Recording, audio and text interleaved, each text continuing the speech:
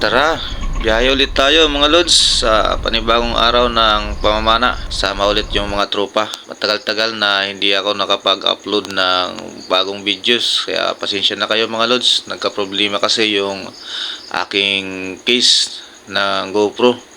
Pinasok ng tubig. Ngayon lang ulit nakabalik mga lods. Kaya't samahan nyo ulit ako sa aking gagawing adventure. Sana ay nandyan pa rin kayo. Mga lods, tara na! Let's go!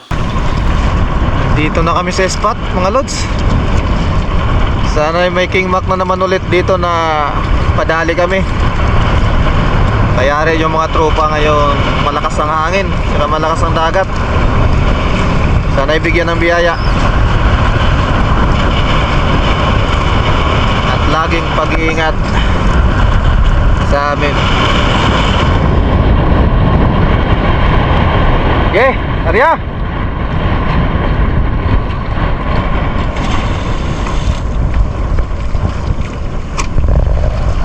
Right, prepare.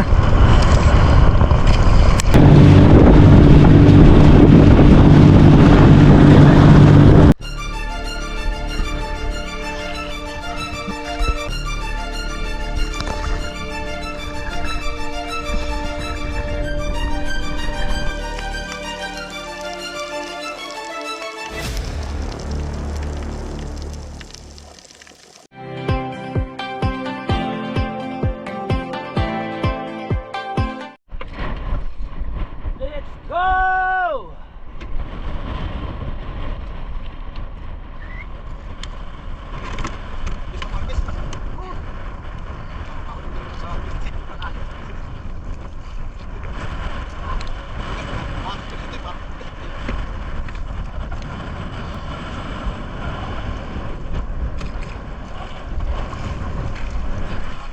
Tol, pasuwi ka pa na tol.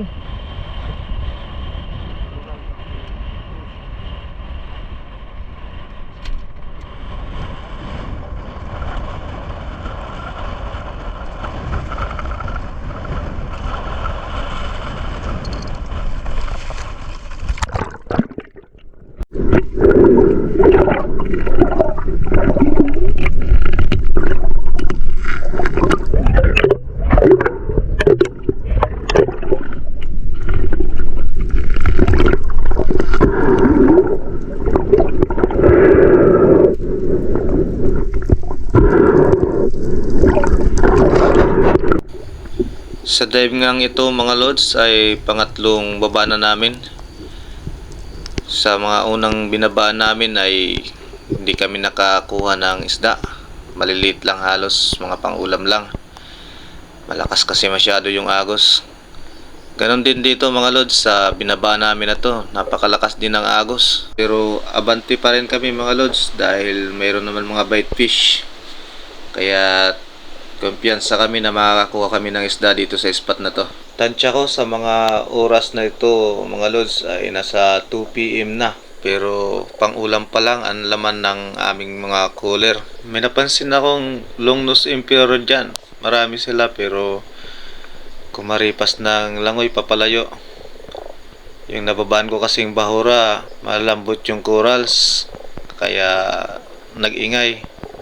Pero inantay ko pa rin at maya-maya lang ay bumalik na sila at napakarami nila. Ito yung pinakamalaki na nandito sa napakalapit na distansya. Tiran kagad tayo mga lods, baka makawala pa, lumayo pa, sayang.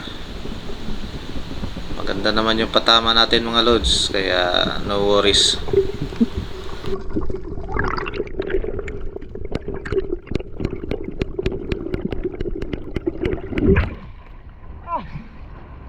Ang dami na.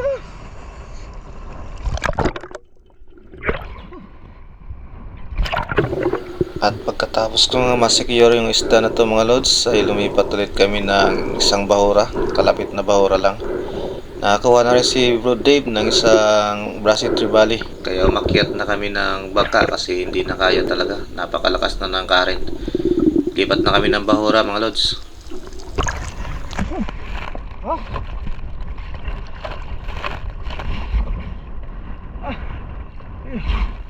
Ito yung pinakamalaki.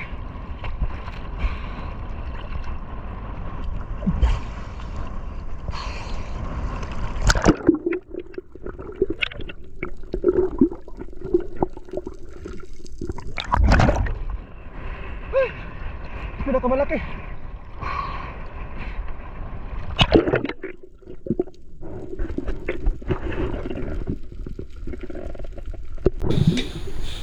Ganon din dito mga lods sa nalipatan naming bora. Napakalakas din ng agos. Pero pinagtiyaga na namin dahil alas 3 na rin ng hapon ito mga lods. Nakailang dive na rin kami dito mga lods at wala talaga nagpapakita. Meron naman mga bait fish pero talagang matagal bago nagpakita mga lods. Napansin ko yung mga bait fish na nagpanik kaya sure ako na mayroong darating na isang mamaw. At maya maya nga lang mga lods ay bigla na lang nagpakita isang king mac. Good size na yan mga lods at napakaganda ng patama, hindi na nakalayo mga lods kaya hindi na mahirap i-secure ang isda. Ayos.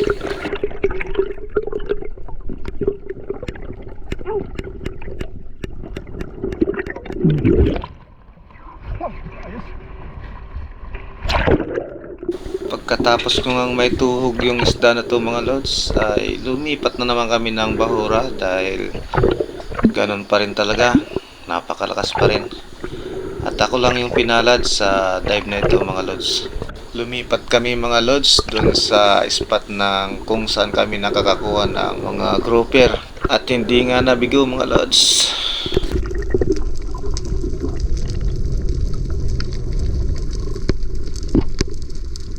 Unang drop pa lang at binigyan kagad tayo ng isang biyaya na bluefin trevally.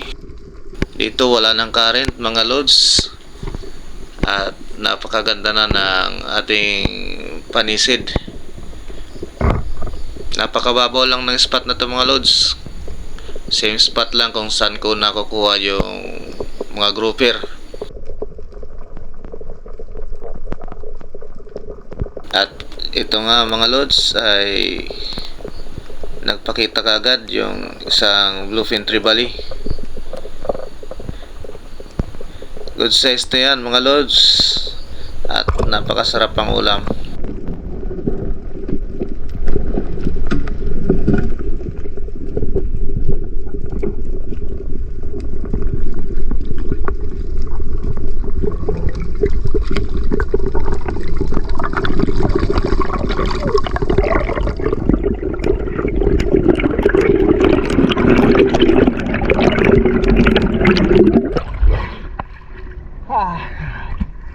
Ayos na, good size nito pang ulam.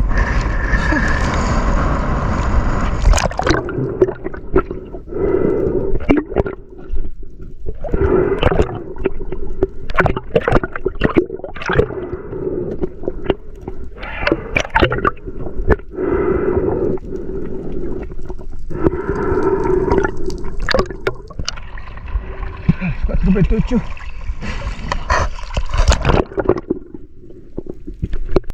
Sa dive ng ito mga lods ay hindi naka-on ang camera ko nang bumulusok ako pababa. Kala ko kasi walang dadaan na isda na ganitong uri. Bahalang dive lang yun mga lods pero biniyayaan pa rin ng isang bluefin trevally na malaki na.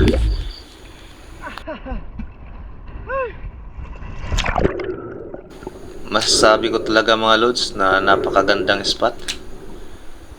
Napakababaw pero ang dami pa rin isda at halos hindi kami masiro pag pumupunta kami dito sa spot na to. Panalo talaga mga lods. Di ko akalain. Nag-una ko ng camera na dun sa ilalim. Malapit na yung isda. Ayos, babaw lang.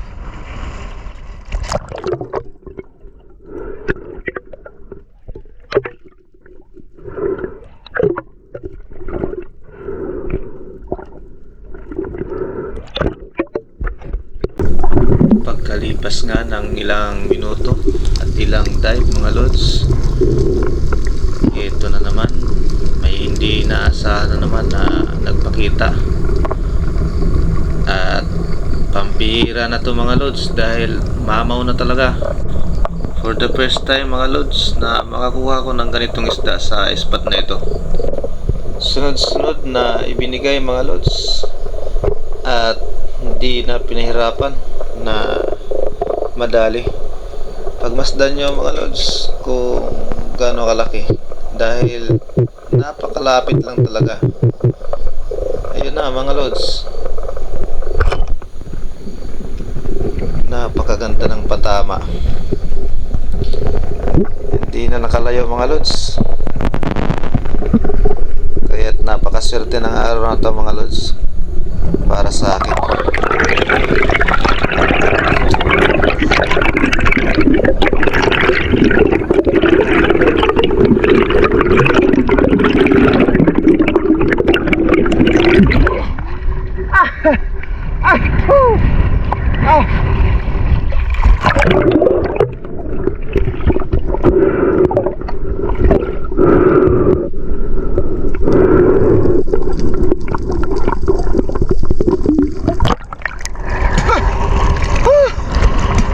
First time ko ito makakuha dito.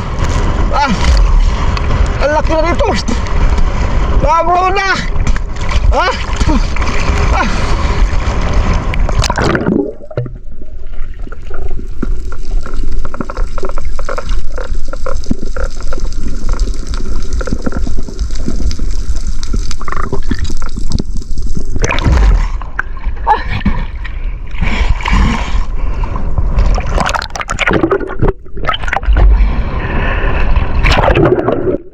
Nasa dulo po ng ating videos kung magkanong inabot ng kita rito at kung ilang kilo na ang king mac na ito mga lods na mamaw na rin.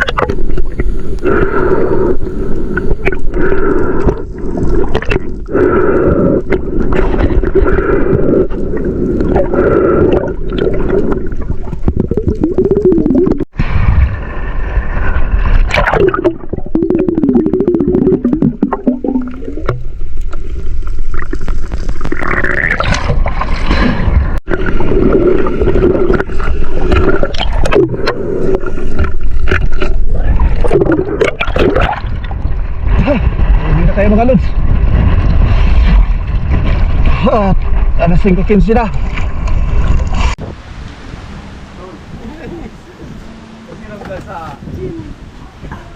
Unuan. Paano ba kung kunting da kaya yan maray? Dahil pag isabay na saro. Saro lang sa diri. Diyo. Diri ka. Ay gusto magkilaw. Pagbibigyan natin. Oo, tawa. Naman ang pakaputi. Well, na uno.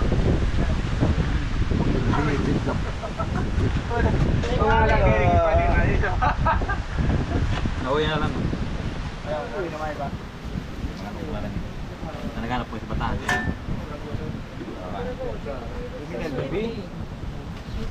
City. Ayos. Ini, kilo na ini. Tandraman? Oo.